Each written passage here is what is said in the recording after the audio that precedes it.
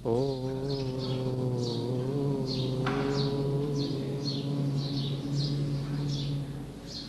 ओ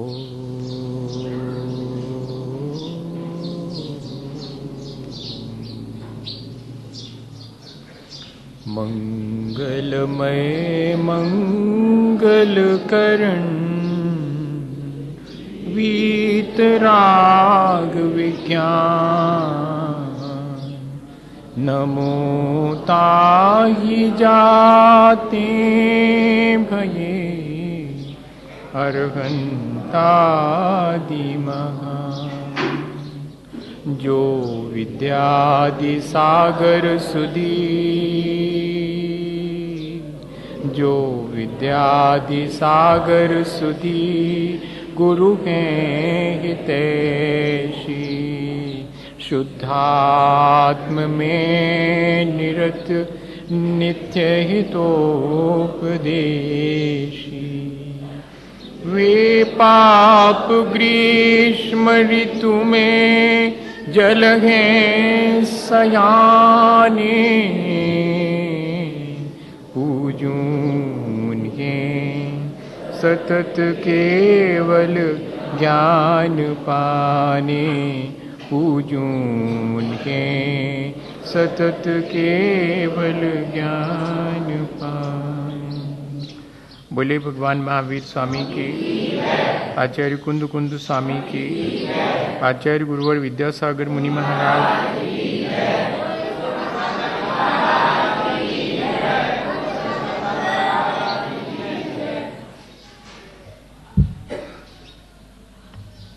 हम सभी लोगों ने कल इस बात पे विचार किया था कि यदि हम चाहे श्रावक हों चाहे साधु हो, अपने जीवन को अच्छा बनाना है, अपने जीवन में यदि वास्तविक आत्म सुख पाना है और संसार के इस प्रपंच से, संसार के इन दुखों से जिनको कि हम रोज अनुभव करते हैं, जिनसे कि हम रोज गुजरते हैं, उनसे यदि हमें बचना है तब बहुत ज़रूरी है कि हम राग द्वेष और मोह से बचें। ये जो अपने पराये का भाव है वो हमारे दुख का कारण है, और ये जो हमारी अपनी गाफिलता या हमारी अपनी जो मूर्छा है वो हमारे दुख का कारण है। इससे बचने के लिए बहुत ज़रूरी है कि हम इन चीज़ों को समझें कि राग क्या है, द्वेष क्या है, मोह क्या है, और अपने रोज़मर्रा के जीवन में देखें कि जीवन में जब भी द्वेष के अवसर आएं तो मैं उससे बच सकूं।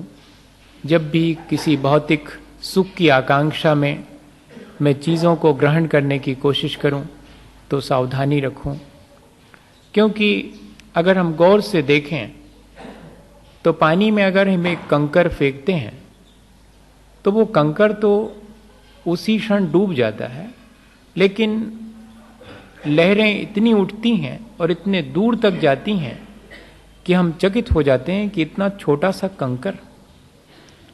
ऐसे ही हमारे जीवन के बारे में कोई एक छोटा सा भी हम राग और द्वेष का भाव करते हैं तो तुरंत तो वो उतना असर करता नहीं मालूम पड़ता, लेकिन उसकी लहरें बहुत दूर तक जाती हैं, सिर्फ हमारे ही जीवन को नहीं, हमारे आसपास के जीवन को प्रभावित करती हैं।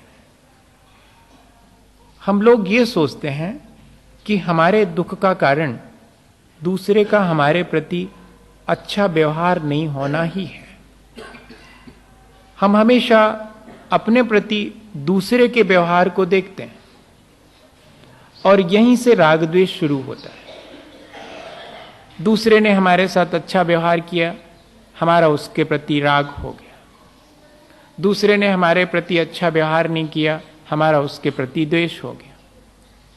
ये हमारे अंदर राग द्वेष को उत्पन्न करने का सबसे बड़ा कारण बैठा हुआ है। हम हमेशा अपनी तरफ न देख करके दूसरे की तरफ देखते हैं। हमारा व्यवहार दूसरे से कैसा है ये हम कभी नहीं देखना चाहेंगे।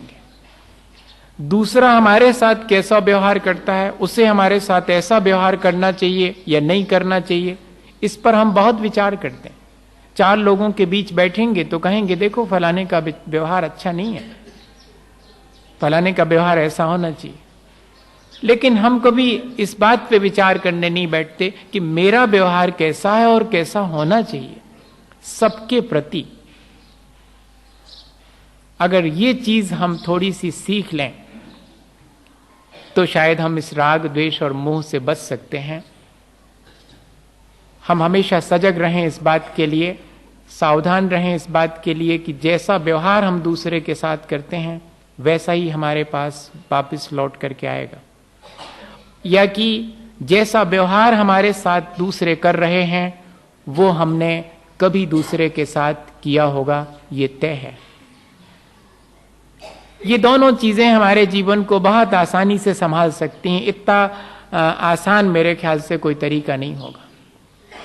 हम हमेशा ये देखते हैं कि दूसरे का हमारे प्रति व्यवहार कैसा है। अगर खराब है तो हमें उसके साथ खराब करना है, ये आदत ठीक नहीं है। आदत तो यही है, आदत तो ये डालनी चाहिए कि दूसरे का अगर मेरे प्रति खराब व्यवहार हो रहा है तो इसका मतलब है मैं इसके प्रति पहले कभी खराब व्यवहार कर चुका हूं, जिसके परिणाम स्वरूप मुझे आज इसकी तरफ से बुरा व्यवहार किया जा रहा है।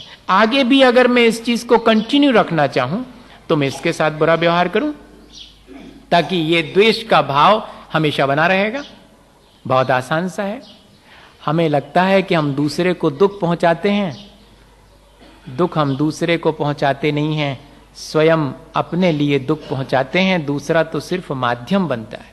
अच्छा देखो, नाक पर मक्खी बैठ जाए, परेशान करती है, हम झपटा मार करके उसको उड़ाते हैं और फिर जब नहीं मानती तो जोर से मार देते हैं, गुस्से में आ जाते हैं। तो किसको लगती बताओ? मक्खी को। चोट तो पहुंचाना चाहिए थी उसको कि चोट पहुंच जाएगी, मैं इतने जोर से मारूंगा आपकी बार तो बिल्कुल। ऐसा अपने जीवन में हमेशा अपन देखते हैं, चोट दूसरे को पहुंचाने का भाव करते हैं लेकिन पहुंचती खुद को ही चोट है।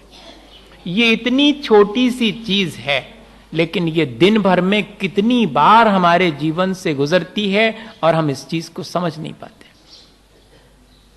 आचार्यों ने लिखा कि जो दूसरे जीवों का वध करता है मानो वो स्वयं अपने आत्मा का ही वध करता है, और जो दूसरे के प्रति दया रखता है मानो वो अपने प्रति ही दया रखता है। ऐसा जान करके जो सज्जन पुरुष हैं वे जीव हिंसा का त्याग करते हैं। मूल फल शाक शाका करीर कंद प्रसून बीजानी नामानि योति सोयम सचित विरतो दया मूर्ति।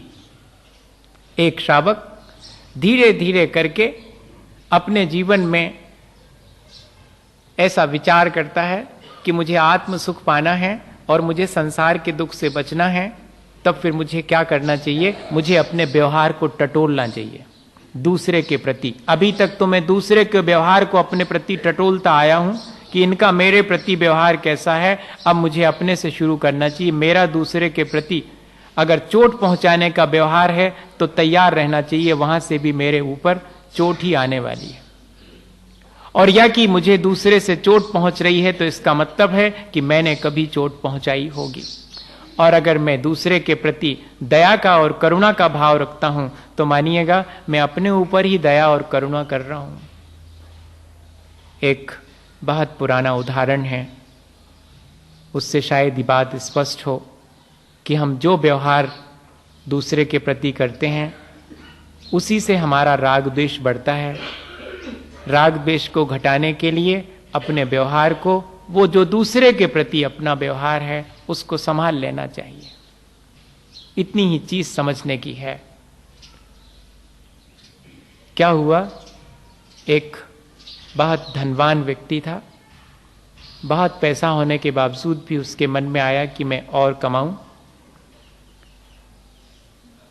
और वो चला गया। पहले लोग अपना शहर छोड़कर दूसरे शहर में जाते थे, दूसरे स्टेट में जाते थे और जा रहे हैं कमाने, वर्षों में लौटा करते थे। तो सेठानी ने कहा कि देखो मेरा अकेले तो मन नहीं लगेगा, आगे पीछे कोई नहीं है, तुम एक वीणा ला दो, मैं वीणा बजाऊं, भगवान का भजन करते रहूं, अपना समय गुजार लूं। उन्होंने कहा ठीक। एक वीणा ला दी, वो बजाती है वीणा, भगवान के भजन गाती है। उस घर के पास बहुत बड़ा जंगल फैला है, उस जंगल से एक हिरण रोज उसकी वीणा सुनने आ जाता है, और जब वो भजन पूरा कर चुकती है तब एक हीरा वो गिरा करके चला जाता है। ठीक है ना? कोई भी एक बहुत कीमती मूल्यवान पत्थर है, बहुमूल्य, जैसे आप तो हीरे जवाहरात के बीच में ही बैठे हुए हैं, उसी शहर में बैठे हैं, वो एक गिरा के चला जाता है। और ये क्रम बहुत दिन तक चलता है, और इतने में वो सेठ बहुत पैसा कमा के वापस लौटता है। तो ये सारी चीज उसको बताती है कि ये इतने हीरे, एक हिरण रोज मेरा भजन सुनने आता है भगवान का, जब मैं गीत गाती हूं, वीणा बजाती हूं, और वो जाते समय एक हीरा रोज गिरा जाता है। उसने कहा बहुत अच्छा, इसका मतलब है कि उसके पास बहुत हीरे होना चाहिए। और ये रोज रोज एक हीरे का क्या चक्कर, एक ही बार में पूरे ले लो ना। दूसरा हमारे प्रति कितना बढ़िया व्यवहार कर रहा है, वो रोज हमें कुछ ना कुछ दे रहा है, लेकिन वो कुछ दे रहा है, हम चाहते हैं कि एक साथ पूरा मिल जाए। यही तो करते हैं अपन, अपनों से भी और पराये से तो करते ही हैं। अपनों का भी हम शोषण करते हैं, जो हमारे लिए सुख पहुंचाते हैं उनसे भी हम और अधिक सुख की आकांक्षा रखते हैं। दूसरे को सुख देऊं ऐसी आकांक्षा नहीं, दूसरे से हमेशा सुख मिलता रहे, और चाहे दूसरे को मैं दुख देता रहूं। मेरा व्यवहार दूसरे के प्रति चाहे जैसा हो, दूसरे का मेरे प्रति अच्छा ही होना चाहिए। ये अपन लोगों के अंदर एक संस्कार पड़ गया है। इसको चाहे संस्कार कहो, चाहे हमारी गाफिलता कहो, हमारी असावधानी कहो, जो भी कहना चाहो, लेकिन संसार के दुख का कारण मुझे लगता है कि यही है। आचार्य भगवंतों ने इसीलिए इस संस्कार को तोड़ने के लिए हमें सलाह दी और उपाय बताए हैं कि इस संस्कार को कैसे तोड़ें। और होता क्या है, दूसरे दिन हिरण आता है वीणा बजते ही, और फिर वो हिरण को मारने के लिए तैयार हो जाता है। सेठानी उसे मना करती है, लेकिन वो हिरण को मार देता है। और इतना ही नहीं, चूंकि सेठानी का बहुत लगाव उस हिरण से हो गया था, तो उसके बीच बचाव में वो सेठानी को भी मार देता है। देखना आप, ये हमारा अपना व्यवहार दूसरे के प्रति, असल में हम दूसरे के प्रति सोचते हैं कि हम बुरा व्यवहार कर रहे हैं, पर देखना अपने साथ ही घटित हो रहा है बुरा, जो कुछ भी हो रहा है। दूसरे का घात करने गए, अपना ही हुआ, और जाकर के देखा कि शायद इसके भीतर ढेर सारे हीरे होंगे, लेकिन वहां क्या था, वहां कुछ भी नहीं था, एक भी हीरा नहीं मिला। और जाकर के सोचा कि वो जो इतने कमरे में हीरे रखे हैं वो जाकर के देखूं, तो कहानी में लिखा है कि वे हीरे भी कांच जैसे ही हो गए, अब उनमें कोई कीमत नहीं रही, उनमें तो जीवन डालने वाला ही नष्ट हो गया, तो फिर कौन वहां पर शेष रहेगा। क्या हुआ, इस घटना से क्या समझ में आया, घाटा दूसरे का करना चाहता, हुआ किसका। ये रोज का काम है, ये तो कहानी है, अपन देख रहे हैं रोज इस चीज को। ये इसलिए कह रहा हूं कि हमें अपने व्यवहार को देखने के लिए थोड़ा सा मौका मिले। हम अपना व्यवहार देखें कि हमारा व्यवहार दूसरे के प्रति अगर दया का है तो मानिएगा हमारा कल्याण होगा, और अगर दूसरे के दुख पहुंचाने का खोटा व्यवहार है तो मानिएगा हम अपने दुख को स्वयं निमंत्रण दे रहे हैं। जो प्राणी मात्र के सुख की भावना भाता है वो अपने जीवन में सुख पाता है, और जो प्राणियों के दुख का विचार करता है वो अपने आप के दुख का इंतजाम करता है। शायद इसी भावना से प्रेरित होकर के 5वीं प्रतिमा में श्रावक को सलाह दी जा रही है कि अगर उसके मन में अपने आत्म सुख पाने की ललक पैदा हो गई है और संसार के दुख से बचने का भाव पैदा हो गया है, तो अपने व्यवहार को संभाल लें। किसी को भी दुख नहीं देना अपने दुख से बचने का सबसे बड़ा उपाय है। और ऐसी दया की मूर्ति वो 5वें प्रतिमा का धारण करने वाला श्रावक हो सकता है। अभी साधु की बात छोड़ो, वो कह रहे हैं आचार्य समंतभद्र स्वामी कि श्रावक दया मूर्ति हो गया। दया की मानो कि वो प्रतिमा है, दया का मानो वो भंडार हो गया है। इसलिए अब अपने खान पान और अपने दिन भर के व्यवहार में वो प्राणी मात्र के प्रति दया से भर गया है। हम लोग अपने खान पान में और अपने व्यवहार, अपने रहन सहन में कितनी दया का पालन कर पा रहे हैं, इस पर हमें विचार करना चाहिए। हम चाहते हैं कि हमें आत्म सुख मिले, हम चाहते हैं कि हमारे संसार के दुखों से हम निजात पाएं, उससे हम बच जाएं, तो जरूरी है कि हम ये विचार भी करें कि हमारा व्यवहार दूसरे के प्रति किस तरह का होता चला जा रहा है। और इतने ही नहीं, अगर हमने किसी दूसरे के प्रति खोटा व्यवहार नहीं किया, ये तो ठीक है, लेकिन अगर हमने खोटा व्यवहार नहीं करूंगा इस तरह का संकल्प नहीं लिया, तब भी हमें उतना ही लॉस है। ये भी एक समझने की चीज है। जब तक हम किसी चीज का त्याग नहीं करते हैं, त्याग का संकल्प नहीं करते हैं, तब तक वो चीज हमारे जीवन में लगातार बनी रहती है। हमारे अंदर दूसरे को दुख पहुंचाने की संभावनाएं बहुत हैं। हमारे द्वारा दूसरे को दुख नहीं पहुंच रहा है, ये बात अलग है, लेकिन यदि हमने दुख नहीं पहुंचाऊंगा ऐसा संकल्प नहीं किया है, तो मानिएगा कि कभी भी अवसर आएगा, क्योंकि हम बहुत मूर्छित हैं, बहुत असावधान हैं। आप देख लो ना, जरा सा किसी ने गाली दी और चेहरा तमतमा गया। अब बताओ आप, इसके मायने क्या है? हमने तो तय किया था कि हम दूसरे से अच्छा ही व्यवहार करेंगे, लेकिन क्या करें, दूसरे ने हमारे साथ अच्छा व्यवहार नहीं किया, इसलिए हम भी बदल गए।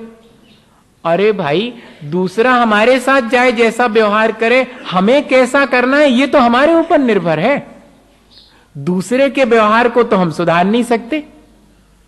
यहां तो अपने अलावा सारा कुछ दूसरा है और दूसरे तो अनंत हैं। जब हम अपने आप को नहीं बदल सकते तो दूसरे को बदल सकते क्या?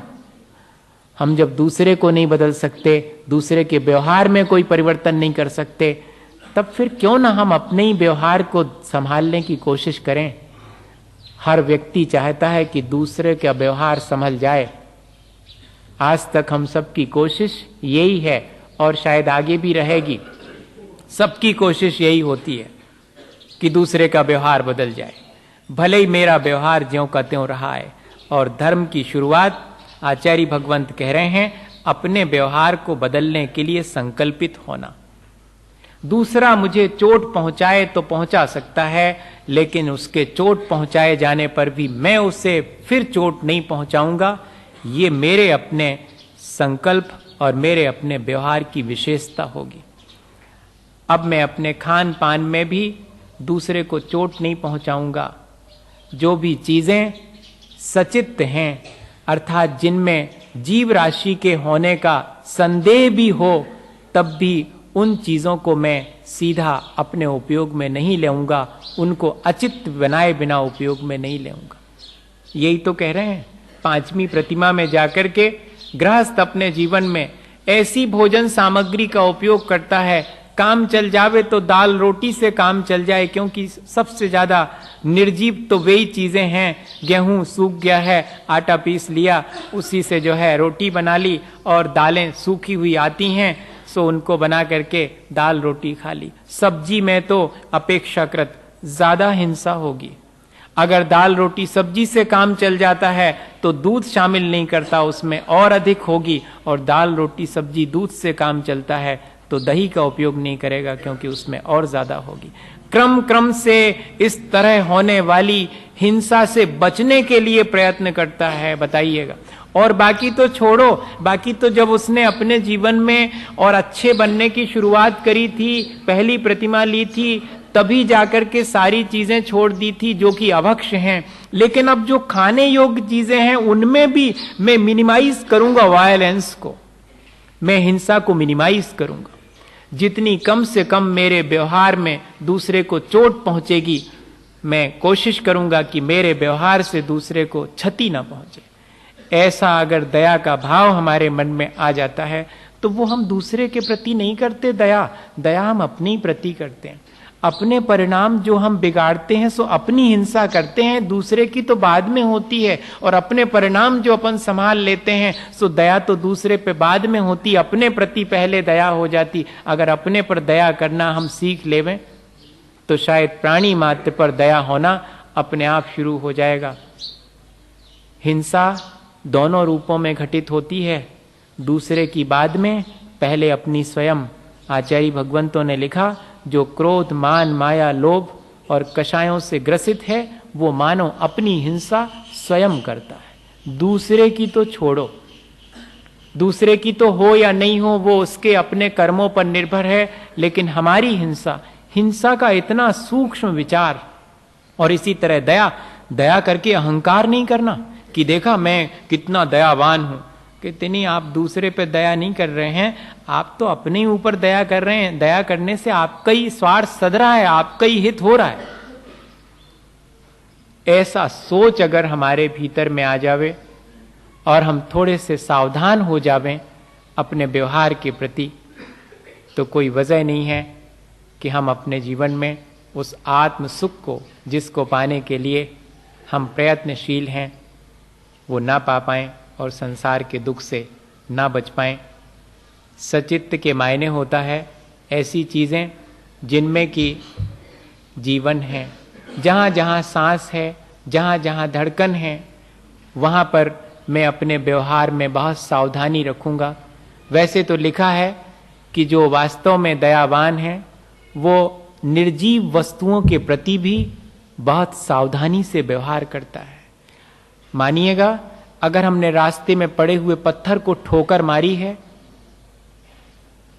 तो देखा जाए तो अपने परिणाम हमने खराब किए हैं, पत्थर को तो कोई चोट नहीं पहुंची।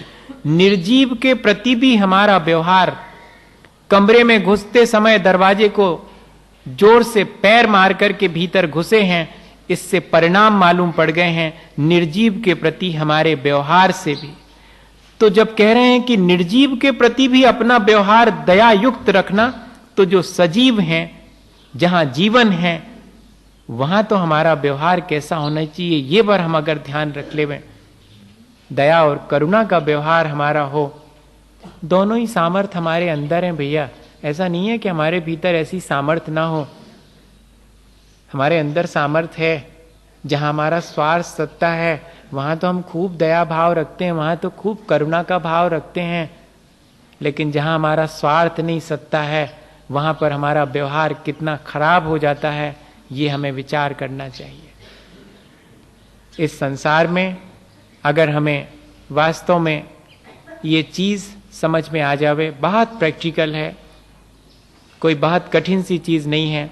अभी हम बाहर निकलें और फिर देखें कि हम छोटी छोटी सी चीजों से हमारे अपने परिणामों में किस तरह बदलाहट हमारे मन में आती है। चीजों को लेकर, व्यक्ति को लेकर के, सबको लेकर के दिन भर अगर हम टटोलते रहें अपने परिणाम, ऐसे काम नहीं चलेगा। प्रोषद उपवास में महीने के 4 दिन, 2 अष्टमी 2 चतुर्दशी को बैठ करके और शांति से राग द्वेष मोह कम करने का विचार किया था।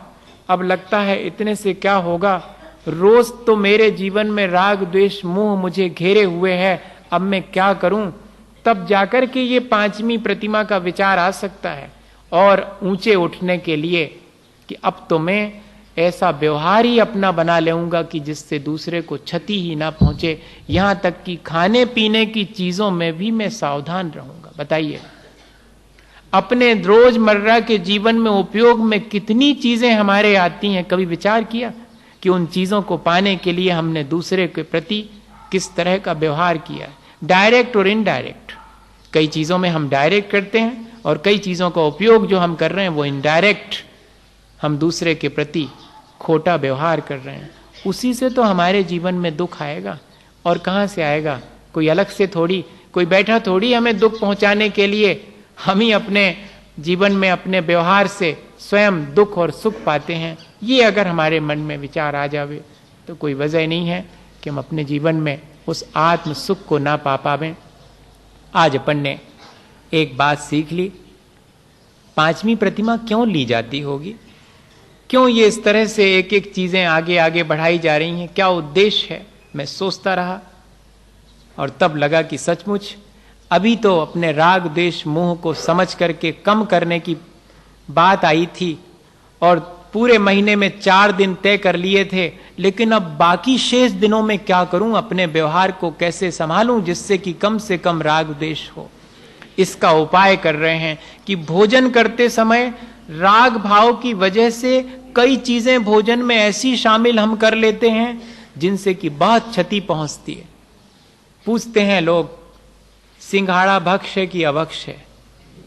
ठीक है, हमारा अपना राग नहीं दिखता। असल में चीजें जो खाने योग्य हैं उनमें भी अगर हमारा राग है तो मानिएगा हमारे अंदर हम हिंसा कर रहे हैं। राग द्वेष योर हिंसा, बहुत बड़ी परिभाषा जैनाचार्यों ने बनाई है। दूसरे को मारना ये हिंसा की बहुत छोटी सी परिभाषा है। अगर हम अपने परिणाम बिगाड़ते हैं तो मानिएगा कि हम हिंसा कर रहे हैं, और दूसरे के परिणाम बिगाड़ने में निमित्त बनते हैं तब भी मानिएगा हिंसा कर रहे हैं। बताइए, अब इतना सूक्ष्म विचार है। हमारे द्वारा जैसा जैसा व्यवहार किया जाता है सामने उसी का रिटर्न होके आता है। हम किसी के प्रति द्वेष रखते हैं तो ये नहीं सोचें कि हम अपना ही बिगाड़ कर रहे हैं, हम उसका भी बिगाड़ कर रहे हैं और अपना भी कर रहे हैं। इतनी सावधानी की आवश्यकता, और ये सावधानी ऐसे नहीं आएगी, ये तो बहुत बहुत विचारवान व्यक्ति होगा वही अपने जीवन में। इसलिए तो बहुत रेयर है, कौन ले पाता है प्रतिमाएं आज के समय में। बस बाहर की क्रियाएं दोहराने वाली प्रतिमा तो कोई भी ले लेगा, पानी छान के पी लो हमने और 16 को भोजन कर लो, परिणाम चाहे जैसे रहे आवे, क्या फर्क पड़ता है। आचार्य भगवंत ले कह रहे हैं कि दया मूर्ति, वो शावक दया मूर्ति हो गया है, उसके व्यवहार में इतनी तब्दीली आ गई है कि वो इस चीज को भी छूता है तो ऐसे छूता है कि इसकी क्षति ना हो जाए। बताइए आप, वनस्पति इत्यादि का अपने खान पान में उपयोग करता है तो सावधानी रखता कि एक से काम चलता तो दूसरी की जरूरत नहीं है, 2 से काम चलता तो तीसरी की जरूरत नहीं है, 4 से काम चलता तो 400 को क्यों खराब करूं। लेकिन अपन अपनी कोई लिमिट ही नहीं है, क्या करेंगे क्या नहीं करेंगे, जो जब समझ में जैसा राग दौड़ जाएगा, जिस चीज को खाने का राग आ जाएगा वही चीज खा लेंगे, चाहे उसमें कितने भी जीवों की क्षति क्यों ना हो।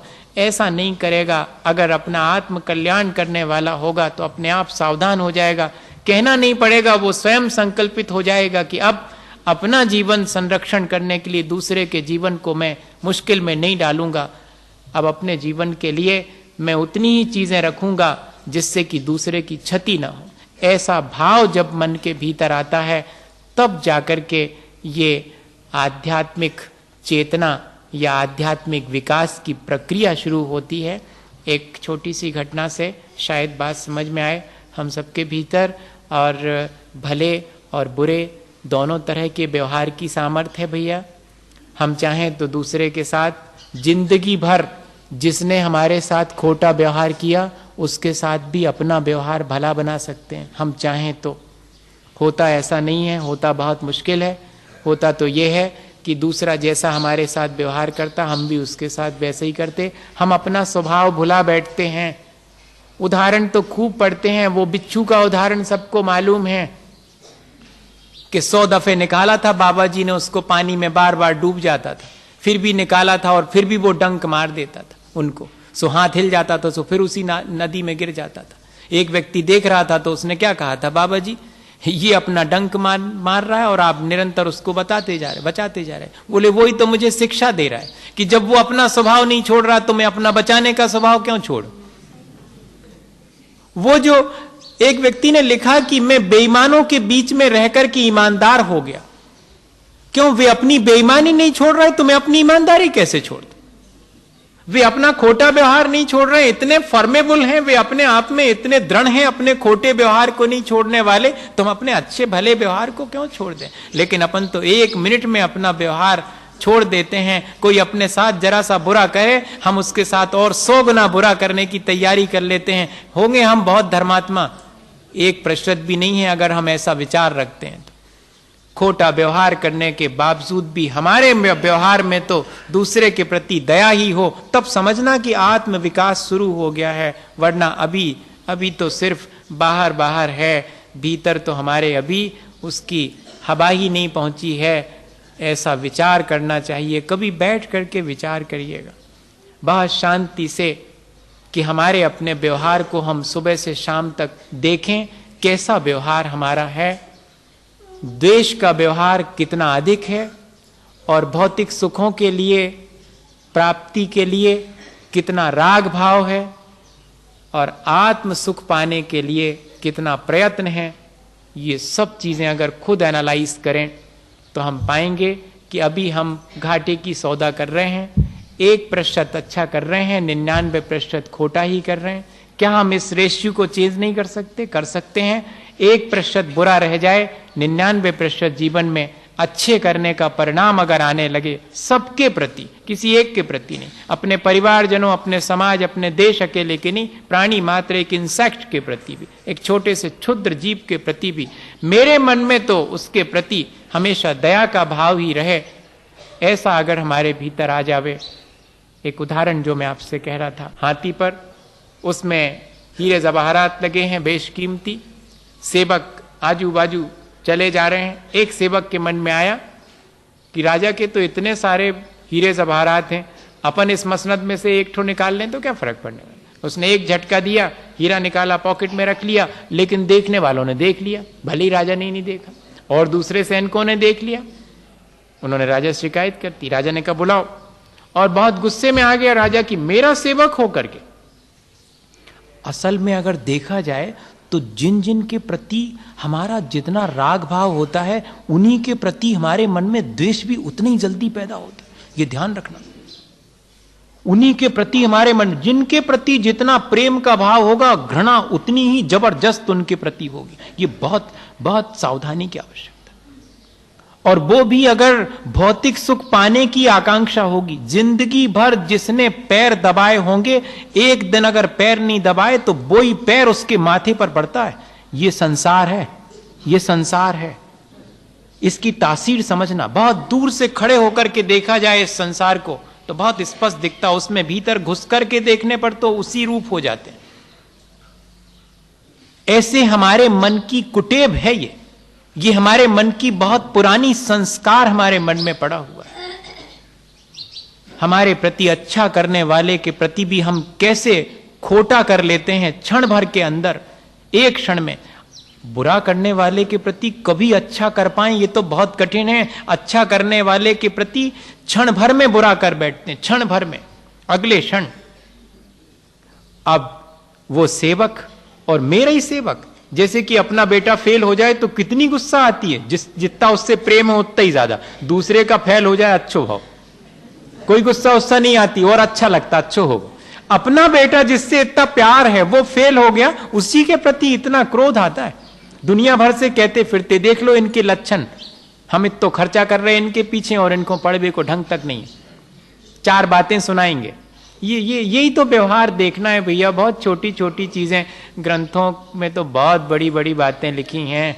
अगर रोजमर्रा के जीवन में अपने अनुभव में झांक करके देखें तो अभी अपन बहुत कुछ भी नहीं है अपने जीवन में। बहुत सावधानी रखना पड़ेगी, तब होएगा कल्याण अपना। अभी बहुत देर लगेगी। कई बार इन बातों को सोचकर लगने लगता कि अभी अपने को बहुत देर है, अभी इतने जल्दी अपना काम सलटने वाला नहीं है। कोई बहुत कृपा हो जाए किसी तीर्थंकर के समोशरण में या उनके सानिध्य में जाके परिणाम बदल जावे तो बदल जावे, वरना तो संसार में तो क्षण भर को अच्छे परिणाम होते हैं, बाकी तो फिर जो है खोटे ही परिणाम होते रहते हैं। यहाँ तो संसर्ग ही ऐसा है, अच्छी संगति कम मिलेगी और बुरी, और अच्छी संगति मिल भी जावे, अच्छे विचार हो भी जावे तो ज्यादा देर नहीं रहते, वो खोटी संगति मिलते ही फिर ज्यों के त्यों हो जाते। अब उस सेवक के प्रति बहुत गुस्से से भरा है और आदेश दे दिया, जाओ फांसी।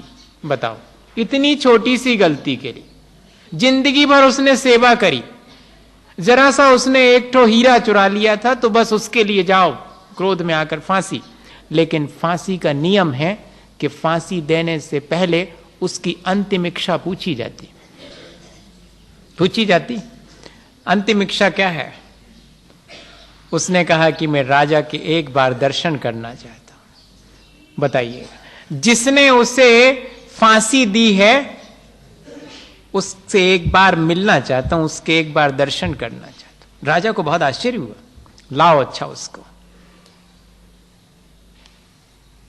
राजा के सामने लाया गया। राजा ने कहा हो गए दर्शन? बोले अभी आधे हुए हैं। अरे हाँ राजन, अभी तो मैंने आपकी खीस देखी है, अभी तो मैंने आपका गुस्सा देखा है, अभी तो आधे दर्शन हुए हैं, अभी मैंने आपका प्यार नहीं देखा है, वो और देखना बाकी है, फिर मैं मर जाऊंगा आराम से। बस इतनी सी बात कहने मात्र से राजा को हंसी आ गई और राजा प्रसन्न हो गया। उसने कहा कि जाओ, इसको माफ किया जाता है। यही देखना चाहते थे ना, मेरा अगर बुरा पहलू देखा है तो मेरे भीतर अच्छा भी है। ऐसा क्या हम अपने भीतर ही जो अच्छे भाव हैं उनको जागृत नहीं कर सकते? सबके भीतर हैं। ये तो बहुत छोटी सी घटना है एक, कि हमने आपका गुस्सा देखा है, हम आपका स्नेह भी देखना चाहते हैं, आपके भीतर का भलापन भी देखना चाहते हैं। ऐसे ही कभी अगर हम अपने व्यवहार में झांक के देखें कि कितनी खोट है, और फिर हम तुरंत देखें कि क्या मेरे भीतर कोई अच्छाई है, क्या मैं उसको आगे नहीं ला सकता हूं, तो हम तुरंत पाएंगे कि हमारा मन एकदम बदल जाएगा कि हाँ सचमुच ये तो मेरे भीतर की खोट है, मैं उसको हटाऊं। मेरे भीतर तो बहुत भलाई पड़ी हुई है, मैं उसे बाहर लाऊं और अपने व्यवहार को संभाल करके और ऐसे अपने आत्म विकास के लिए प्रयत्न करूं। जो शावक होकर के भी अपने आत्मा का विकास करना चाहता, आत्म सुख पाना चाहता, वो तो यही करेगा। और ऐसे निरंतर अगर हम प्रयत्न करें और एक एक सीढ़ी ऊपर चढ़ते चले जाएं तो कोई वजह नहीं है। ये सब चीज़ें पांचवी प्रतिमा भले ही नहीं ले पाओ भैया, पर पांचवी प्रतिमा में कहा जो गया है वो अपने जीवन में लाया जा सकता है। ऐसी कोई बहुत कठिनाई नहीं है। अब आगे आने वाली प्रतिमाओं में ये दया धीरे धीरे बढ़ती चली जाएगी। संसार घटता चला जाता है जैसे जैसे हमारे अंदर दया का भाव बढ़ता चला जाता है। और शायद इसीलिए आचार्य भगवंतों ने ये क्रम से एक एक प्रतिमाएं रखी होंगी। मैं तो पहली बार इन प्रतिमाओं को इस तरह से देख रहा हूं। प्रतिमाओं का स्वरूप सब जगह लिखा हुआ पड़ा है कि ये करना, ये नहीं करना, ये खाना, ये नहीं खाना, सब लिखा पड़ा हुआ है। लेकिन आचार्यों ने उसके पीछे उद्देश्य क्या रहा? उद्देश्य एक ही रहा कि संसार घटे और आत्मा का आनंद आना शुरू हो जावे। और जिसको आत्मा का सुख पाने की ललक लग गई है उसका संसार तो अपने आप ही वो स्वयं अपने हाथ से घटाना शुरू कर देगा। वो फिर अपने व्यवहार में संसार बढ़ाने का काम नहीं करेगा, संसार घटाने का काम करेगा। इसीलिए अपन को अपने व्यवहार को बदल करके और अपने जीवन को अच्छा बनाने का प्रयत्न करना चाहिए। इसी भावना के साथ बोलिए आचार्य गुरुवर विद्यासागर।